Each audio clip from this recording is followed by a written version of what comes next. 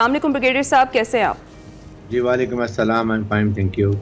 Brigadier साहब, मई 9 दिलखराश वाक़या, एक साल गुजर गया। जिस तरह से फ़ौजी अमलाक पर हमला हुआ, जिस तरह से लोग इकट्ठे हुए, अफवाज के खिलाफ फर्जा सराई की गई, शहीदों की यादगारों को निशाना बनाया गया, फ़ौजी तनसीबात को निशाना बनाया गया, इस सारी बेहुरमती पर क्या कहेंगे आज के दिन आप? देखें, ये एक बहुत ही अफसोसनाक डे था और उसको एक साल गुजर गया है। और honestly at least I can't believe कि हमारी एक पॉलिटिकल पार्टी के कुछ लीडर्स, आई एम नॉट के ऑल, और वो अपनी मुसल्लह अफवाज के जो हैं उनके फौजी तनसीबात पर, फिर उसके बाद जो है आपके जितने शोहदा हैं उनकी यादगारों की बेहुरमती करें, ख़ास तौर पर निशान हैदर, कर्नल कैप्टन शेर, फिर एम आलम जो वॉर हीरो हैं, जिनके ये पूरा इंसिडेंट, इनके बारे में पूरी दुनिया की एयर एकेडमी में उन लोगों को, बच्चों को पढ़ाया जाता है।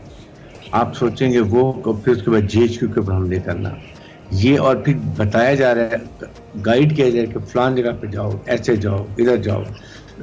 ये बहुत अफसोसनाक बात थी।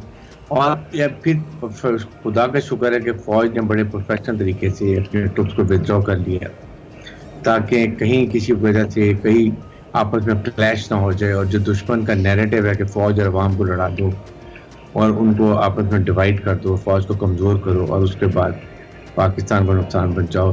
क्योंकि देखें, याद रखें, you fight as a nation. आप हुकूमत, अवाम और फ़ौज मिल के जो है वो दुश्मन का मुकाबला करते हैं, चाहे अंदरूनी हो या बैरूनी हो। तो वो हुआ। फिर उसके बाद देखें, एक और बात ये कि एक साल गुजर गया और जिन लोगों को आपने मिलिट्री ट्रायल करना था, जो रिकमेंड हुआ है, उसके ऊपर अभी तक स्टे हुआ है, फैसला नहीं हो सका। मिलिट्री ट्रायल के लिए सिर्फ इसलिए कोशिश ये कहा गया था कि वो जो वाकई मुलव्वस हैं उनके प्रॉपर डॉक्यूमेंट्री प्रूफ हैं, वीडियोस हैं, पिक्स हैं, एविडेंस हैं, तो ताकि अगर कुछ को जल्दी सजा मिल जाएगी फौज के, और ख़ास तौर पे तमाम जो इंसाफ के तकाजे पूरे करते हुए, तो फिर हम दूसरों को डर होगा, डिटरेंस होगी कि जी आइंदा हमने ऐसे नहीं करना। लेकिन वो भी अभी तक फैसला नहीं हो सका। ये चीज़ें देखते हुए मेरे ख्याल में ये चीज़ों को हमें बहुत सोचना चाहिए। उसके बाद अब इस वक्त जिस तरीके से अब रियलाइजेशन में नहीं है, कम से कम चलें, आपको हमसे माफ़ी मांगते, आप कहते हैं जी हमारे, चाहे मेरी पार्टी को लोगों ने गलत की है, आई टेक फुल रिस्पॉन्सिबिलिटी, वो भी आपने नहीं है। ये चीज़ें आई थिंक आने के लिए दिस इज़ वेरी अनफॉर्चुनेट। और अभी भी, कल भी जब उनकी स्टेटमेंट आई है, बानी चेयरमैन तहरीक इंसाफ की, उन्होंने कहा मैं क्यों माफ़ी मांगूं, मुझसे माफ़ी मांगी जाए, मैं तो जेल में था जब ये हो रहा था या अंडर ट्रायल था। शख्सियत परस्ती एक ऐसी बीमारी है जो पिछले कुछ अरसे में ऐसी पनपी, और माजरत के साथ हम सब ने कहीं ना कहीं हमारे इदारों समेत उसमें किरदार अदा किया कि हमने एक शख्सियत को इतना बढ़ा चढ़ा के लोगों की नज़र में बना दिया कि वो ये भूल गए कि सियासी इक़दार क्या हैं, या माशरती या माशी इक़दार क्या हैं, या कौमी इक़दार क्या हैं, और फिर उसके भेंट अल्टीमेटली हम सभी चढ़े। कहीं ना कहीं उसका नुकसान हम सबको हुआ। कहीं मुझे हुआ जब मैंने सोशल मीडिया के ऊपर लोगों के बेहंगम किस्म के रवैये देखे, और कहीं इदारों को हुआ जब उन्होंने अपनी शोहदा की यादगारों की तस्लील होते देखी, जो कि किसी कौम में नहीं होती। ये शख्सियत परस्ती का जो नासूर है, इसने बहुत नुकसान पहुंचाया हमें, और ये हमारी सियासत में अनफॉर्चुनेटली रहा है। क्या हमने अब इस कल्चर में कोई तब्दीली की है, हमने कुछ सीखा है? नहीं तो क्या करें जिससे कम से कम कौम हकीकी सतह के ऊपर लोगों को पहचाने और नजरियात की जानिब जाए, न कि शख्सियात की जानिब? आई थिंक इसमें आवाम को भी अवेयरनेस होनी चाहिए, सोचना चाहिए कि आप जो काम भी करें सबसे पहले पाकिस्तान को सामने रखें, पाकिस्तान की सलामती बका की बात करें। और जिस तरह DGI ने कहा कि ये पाकिस्तान की आवाम के ऊपर हमला है, इसलिए कि फ़ौज जो है ये सलामती और बका की ज़ामिन है पाकिस्तान की। और आपके सामने जब ये 27 फरवरी 2019 को इंडिया ने सर्जिकल स्ट्राइक पाकिस्तान में किया, फॉल्स फ्लैग ऑपरेशन किया, तो किस तरीके से हमारी एयरफोर्स ने उनके 2 जहाज़ गिराए, पायलट को पकड़ लिया, और उसके बाद उनकी जुर्रत नहीं हुई कि पाकिस्तान में आ सकें। देखें, याद रखें, जिस मुल्क में आपकी अपनी फ़ौज नहीं होगी वहाँ पर दुश्मन की फ़ौज होगी। और ये मिसाल आपके सामने इराक, लिबिया, सीरिया, पैलेस्टाइन में देख लें क्या हाल हो रहा है।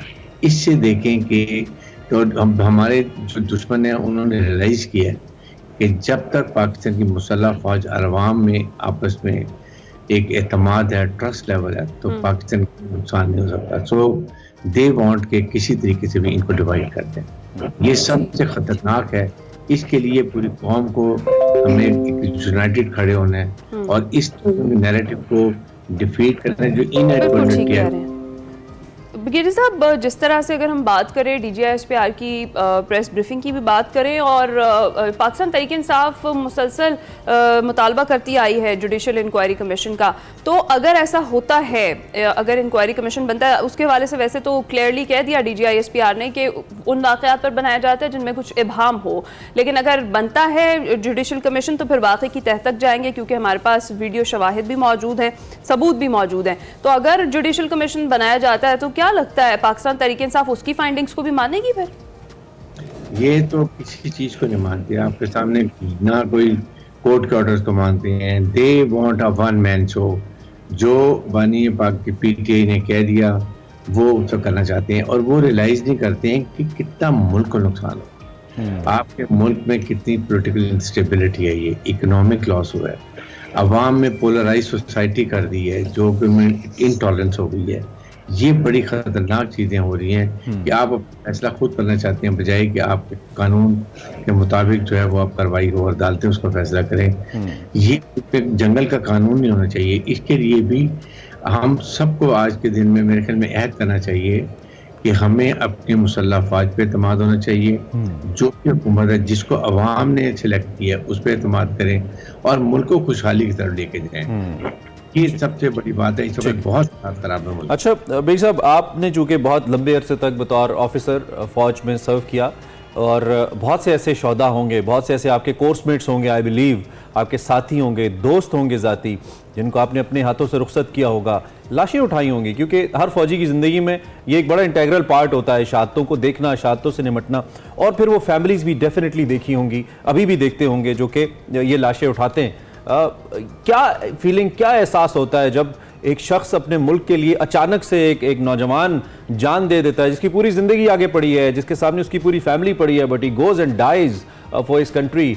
क्या दर्जा उसको दिया जाना चाहिए और वो एहसास क्या होता है? मैं ज़रा आपकी फीलिंग्स इस हवाले से जानना चाहता हूँ। ये फीलिंग ऑनेस्टली आप यकीन नहीं कर सकते कि इतना ज़्यादा पाकिस्तान के लिए और अपनी फौज के लिए वहाँ जो हमारे ऑफिसर्स हैं, ट्रुप्स हैं, खड़े होते हैं। आप सोचेंगे सियाचिन के बर्फपोश पहाड़ों पर जहाँ दर्जा हरारत -20-25 होता है। मैंने 12 एनएलए जिसके 2 निशाने अदर, ये मैंने कारगिल सेक्टर में कमांड की है और कैप्टन कर्नल शेर हवलदार लालिक जान को मैंने खुद देखा हुआ है। अच्छा। इतना सब ये अफसोस होता है, यकीन करें। आप ये सोचें वो शहीद तो चले गए अल्लाह के पास अपनी शहादत दे के मुल्क को कौम की खातिर, उनके वाहिकीन को कितनी तकलीफ होती है कि ये जिनका एक एक बेटा होता है, या अगर 4 बेटे तो 3 बेटे शहीद हैं और माँ कहती है कि मेरा चौथा बेटा भी मुल्क के ऊपर शहीद कर दूंगी, तो उनको कितनी तकलीफ होती है। जल सरफराज की बात कर लें, जो हमारे निशान हैदरैन की बात करें, और फिर वो जो लोग ड्यूटियां दे रहे हैं पहाड़ों के ऊपर और डेजर्ट में, गर्मी में, जब हमारी आवाम के कुछ लोग जो है वो इस तरह की बात करें, उनकी बेहुरमती करें, तो आप सोचो उनको कितनी तकलीफ होती है, मोरल ऑफ ट्रूप्स को कितनी होती है। यकीन करें फौज का सबसे बड़ा इम्पोर्टेंट जो फैक्टर है वो है मोरल ऑफ ट्रूप्स की लड़ाई के लिए। जनरल नासिर मुनीर ने यही बात हमेशा करते हैं कि फौज और अवाम they are the strength for Pakistan, और जहाँ पर फौज के साथ अवाम नहीं होगी वहाँ फौज कामयाब नहीं होगी। आपके सामने इराक, लिबिया, सब मुल्क अब देख लें। इसलिए मैं बात करता हूँ कि ये हमें रियलाइज करना चाहिए कि उनके मोराल के लिए पूरी कौम इकट्ठी हो। जो 75 साल में नहीं कर सका वो हमने इस 1-1.5 साल के अंदर कर दिया। तो ब्रिगेडियर साहब, ये जो हुआ, ये जो सब कुछ हुआ, ये बड़ा तकलीफ दे था। शोहदा की यादगारों को निशाना बनाया जाना, अब बिल्कुल जो आपने बात की है कि उनकी फैमिलीज पर क्या बीत रही होगी, तो क्या ऐसे इक़दाम है जो किए जाने चाहिए और कितना ज़रूरी है इन सब जो मेन-9 के मरकज़ी किरदार हैं उनको कैफ़रे किरदार तक पहुँचाना, ताकि आगे इस तरह का कभी भी कोई दिलखराश वाक़या पेश ना आ सके? देखें, याद रखें, जस्टिस डिलेड जस्टिस डिनाइड, ये मकसद यही था मिलिट्री कोर्ट्स में कि टेररिस्ट कोर्ट में, सिविल कोर्ट्स में 8-10 साल लग जाते हैं केस डिसाइड, और फिर उसके बाद भी वो अक्सर ज़्यादा तक छूट जाती है। इवन APS के शहीद जो थे के बच्चे, उनके जो मुलजिम थे उनको छोड़ दिया गया पेशावर हाई कोर्ट में। इसलिए ये हम बात करते हैं कि ये जल्दी से जल्दी कोर्ट सुप्रीम कोर्ट को डिसाइड करना चाहिए, और जो लिमिटेड लोग हैं, वो भी मैं हमेशा कहता हूँ इंसाफ के तमाम तकाजे पूरे करते हैं, दिफा का हक पूरा दिया जाता है, सिर्फ स्पीडी ट्रायल होता है।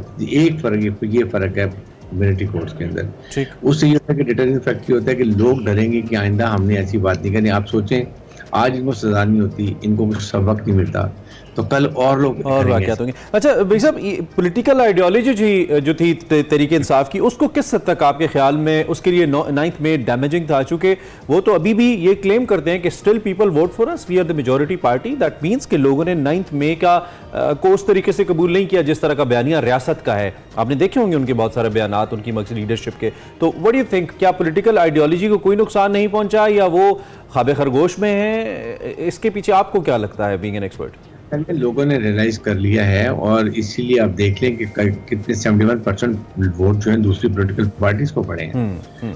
और सेकंड ये कि आपको रियलाइजेशन होनी चाहिए कि आप कम से कम अपने कोर्स को सेट करें, पॉलिटिकल ऑब्जेक्टिव को सेट करें।